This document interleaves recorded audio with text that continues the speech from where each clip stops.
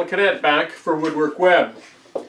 In this episode I want to talk a little bit about wood, how you can read wood, and specifically the moisture content in wood and how wood moves.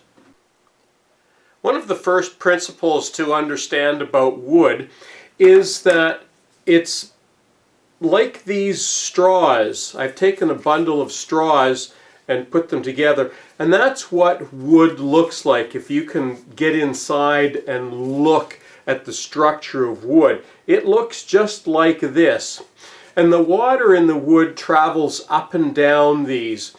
Most of the moisture that goes into the wood and that is released from the wood comes through the ends. A little bit is absorbed through the sides, but the bulk of moisture transferred in and out of wood is through the ends. And even when wood has been cut and it's dead, it still transfers moisture in and out through these tubes. Now obviously the importance of the tubes is to transfer nutrients up and down the tree from the roots to the leaves and vice versa. But in that transfer, there is something that happens when these tubes are cut. When a tree is felled, these tubes eventually lose all of that moisture and they shrink. They get to a smaller size. But they can also, if there's enough moisture even in the air, they will absorb the moisture that's around them. And it's very much like a balloon, and I'm going to give you a demonstration of that. I'm going to use this balloon to demonstrate what happens when moisture is absorbed into a piece of dry wood. It does the same thing as this air does. It makes those tubes, just like these tubes here, it makes them expand. Now, the fibers in the wood don't get longer, they just get fatter, and they grow on all sides. So if you have a piece of wood with the grain structure running vertically, it will actually expand on all sides. And that's important to know that, because when you're building furniture or anything with wood, particularly if it's connected to things like legs or door frames that can't move or shouldn't move, if wood expands enough, it can actually bend or break or pop glue joints, things like that. So it's important to understand that when wood absorbs or releases moisture, that it can move significantly. I often see ads, people advertising wood, and they'll say, for example, oh, the wood has been drying outside for 16 years or for 15 years or 10 years or something. And that doesn't make any difference to anything, because when wood is cut and when it's outside, it releases all of that moisture that it had as it grew, but it only releases up to about 14%. And after 14%, it stays pretty stable depending on what part of the country you live in and what the weather conditions are like. But outside wood typically varies 12 to 14%. So even though it's been drying outside for 15 years, it still is not going to get any drier than 12, 13%. And for most furniture applications, that's not dry enough. That wood still needs to come indoors where it will come down to a moisture content of closer to around 8 or 9%. That's sort of the average that most people prefer to use for furniture, the moisture content for furniture making and woodworking projects.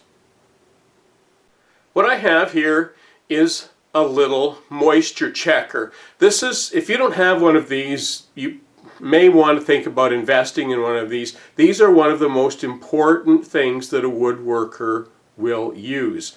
Now, if you're buying kiln-dried wood, you probably already know the moisture content, or your dealer will know the moisture content. In fact, they probably have one of these. If you do have one of these and you're going out to buy lumber, don't go poking it. This is one that has the prongs on it. Don't go poking this into somebody else's lumber. They don't appreciate poking holes in their lumber. You need to ask them if you can find a spot that's got a burl or something in it that you can use if you absolutely have to check the moisture content. And you may do that. I take this out when I'm buying lumber very often because I need to know what the moisture content is of what I'm buying.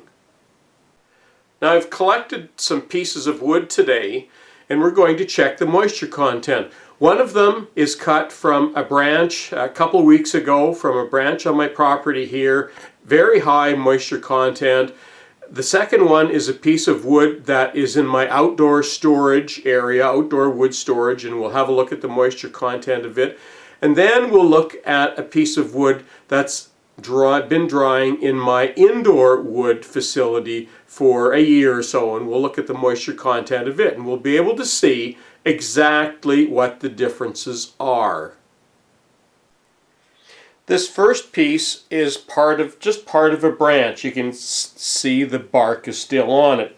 So I'm going to check this first of all, and the meter is in its off position. So what I do is stick the prongs, in this case, into the wood and turn, and this is my reading here of the percent. And when that red light goes on, and it's not going on at all, which means that the moisture content of this piece of wood is above 25%, which is not uncommon for wood that you're felling and buying when it's right after it's felled. It can be higher than 25%. This is a piece of wood that's been drying for about a year or so in my indoor wood facility, my indoor wood storage facility. So the meter's turned off, and I'm going to face this in the direction of the camera and plug this into the wood and start turning. And you can see the red light just went on right there. That is actually at 9%, which is exactly what we would expect. So that's indoor drying, not kill dry, just indoor storage. Let's turn the meter off and let's have a look at a piece of wood stored outside now. Okay, there's a piece of wood that I've just collected from my outdoor storage. We'll put the meter in and wait for the red light to come on. And there it is there. That's at 12%. So still too wet to be used for most woodworking projects. It's going to need to come down probably at least 3 or 4%, preferably 5%, and down to 8 or 9%. So that's storage outside. And that piece of wood, as long as it's stored outside, it will remain at 11, 12, 13, 14%, depending on the weather conditions. So it's important to understand that wood, even though it's been cut, absorbs and releases moisture according to the environment that it's in. And as a woodworker, the best tool that you can get is some kind of a moisture reader, and they vary in price from $50, $60 on up to a couple $100.